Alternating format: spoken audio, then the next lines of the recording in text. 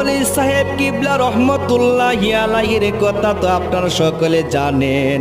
এমন একজন মাপরা আল্লাহর ওলি ছিলেন। এই শীতের রজনীতে মুর্শিদ কিবলা তাকে স্বপ্ন যুগে বলে দিলেন, ও সাহেব কিবলা, তুমি চলে যাও জঙ্গলায় জঙ্গলায়, তোমাকে 40 দিন পর্যন্ত জঙ্গলে জঙ্গলে থাকতে হবে। হে আমার যুবক ভাইয়েরারি,